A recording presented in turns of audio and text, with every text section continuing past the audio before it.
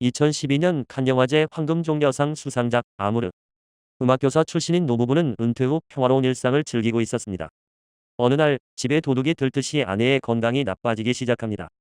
아침 식사 도중 갑자기 아내의 의식이 마비되는 현상이 생긴 후 병원에서 경동맥 수술을 받습니다. 하지만 합병증으로 뇌졸중이 생겨 오른쪽 팔다리가 마비된 몸으로 집에 돌아옵니다. 휠체어를 타했고 화장실 이용과 목욕하는 일까지 도움을 받아야 하는 장애인이 되었습니다. 남편의 급진한 간호에도 아내의 병은 더 악화되면서 치매까지 오게 됩니다. 자식과 간병인의 존재도 이들에겐 별 도움이 되지 않았습니다. 아내는 남편에게 하나만 약속해달라고 부탁합니다. 다신 날 병원에 보내지 마. 다 해주려고 하지 말고 괜한 죄책감 가지지 마라. 그럼 서로 힘들어져. 치매는 점점 악화되어 배변을 못 가릴 정도가 되었습니다. 엄마를 찾고 아파라며 신음소리를 냈습니다. 지능도 어린아이 수준으로 퇴행해갔습니다. 아내는 자신 때문에 고생하는 남편이 안쓰러워 죽기를 각오하고 식음을 전폐합니다. 하지만 의도대로 되지는 않았습니다. 남편은 마침내 아내의 고통스러운 시간을 더 이상 지켜볼 수 없어 극단적인 선택을 하게 됩니다. 그것은 예술가이자 교육자였던 아내의 존엄을 지키기 위한 마지막 배려였습니다. 그래서 슬픔의 농도는 더욱 짙었습니다. 영화가 끝난 후 저는 하염없이 눈물을 흘렸습니다. 노인들이 가장 두려워하는 질병은 무엇일까요? 설문조사 결과 1위는 치매였으며 암은 2위였습니다. 치매는 치료가 어렵고 가족 모두의 삶을 바꾸기 때문입니다. 치매 환자 수는 빠르게 늘고 있습니다. 올해 국내 치매 환자는 약 97만 명이며 내년에는 100만 명을 넘길 것으로 보입니다. 65세 이상 노인 10명 중 1명이 치매 환자인 셈이니 더 이상 남의 집 이야기가 아니게 되었습니다. 첫 번째 문제는 비용입니다. 집에서 간병인을 쓰면 한 달에 300에서 400만 원이며 건강보험이 적용되지 않아 전액 본인 부담입니다.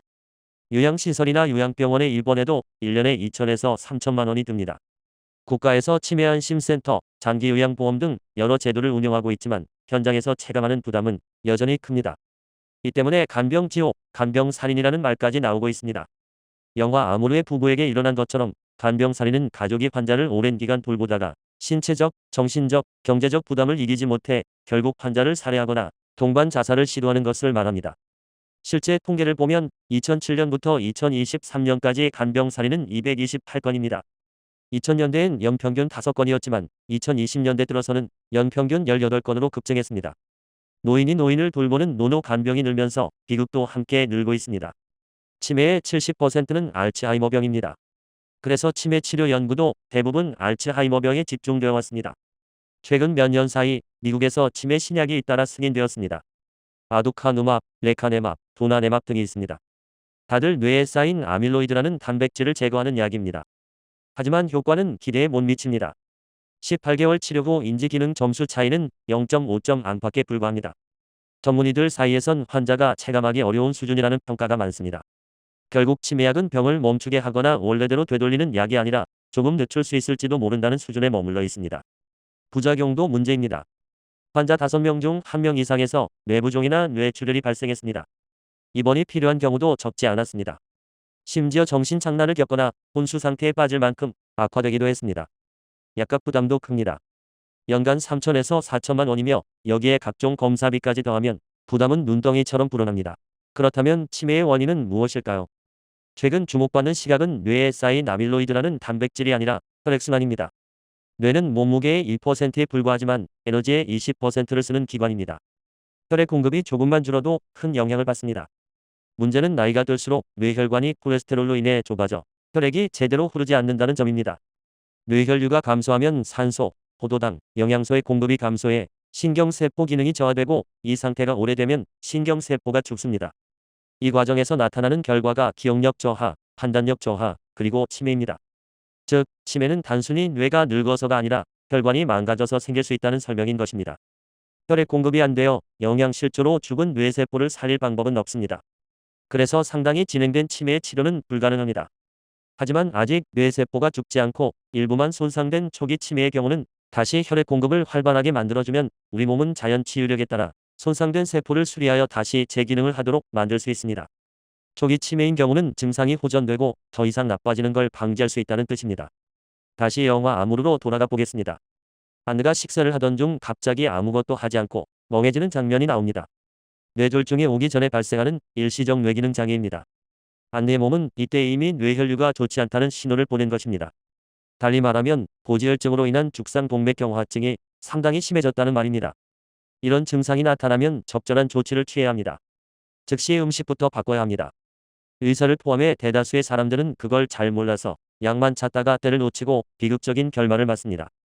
그런데 여기에서 우리는 희망적인 부분을 발견할 수 있습니다. 치매가 혈관 문제라면 완치는 어렵지만 예방은 가능하다는 사실입니다. 여러 연구가 공통적으로 가리키는 예방 활동의 핵심은 식습관, 운동, 수면, 스트레스, 사회적 지적 활동입니다. 특히 식습관의 영향이 큽니다.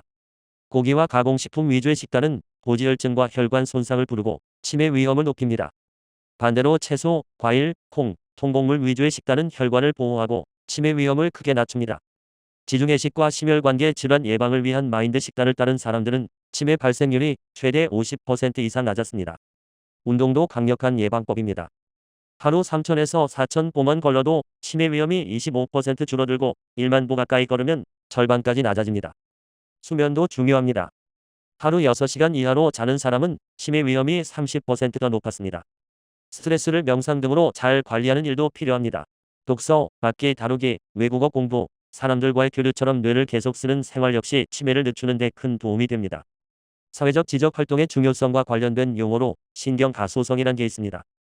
뇌가 새로운 학습이나 경험에 따라 기존의 신경망을 새롭게 구축하면서 그 형태를 바꾸어 나가는 능력을 말합니다. 뇌는 성인이 되었더라도 쓰지 않으면 퇴화하고 쓰면 발달한다는 이야기입니다. 그 사례를 하나 들려드리겠습니다. 영국 런던의 택시기사 면허 시험은 가혹합니다. 시험 준비에 평균 3에서 4년이 걸립니다.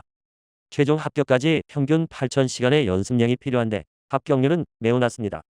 대신 합격하면 연평균 1억 원대의 수입이 가능합니다. 런던 택시기사는 내비게이션을 사용할 수 없습니다. 1800년대부터 유지해온 런던 택시의 전통입니다.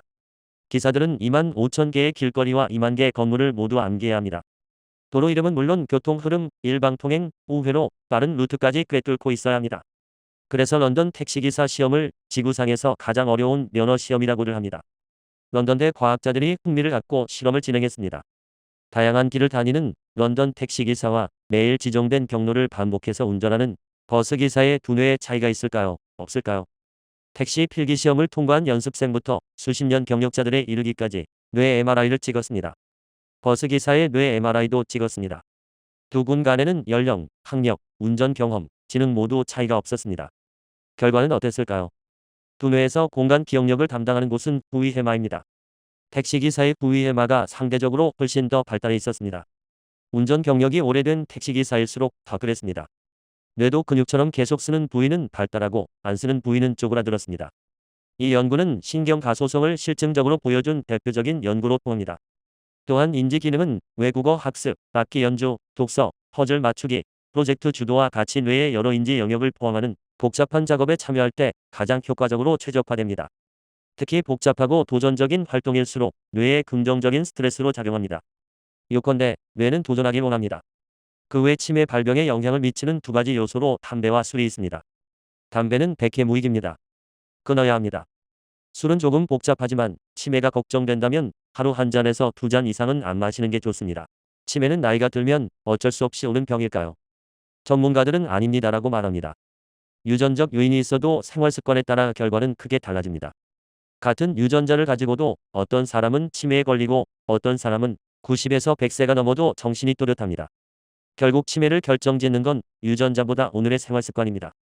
치매는 어느 날 갑자기 오는 병이 아닙니다. 최소 20에서 30년에 걸쳐 서서히 진행된 병입니다. 따라서 치매 예방은 중년 시절부터 시작해야 합니다. 방법은 어렵지 않습니다. 혈액순환이 잘 되게 하면 됩니다.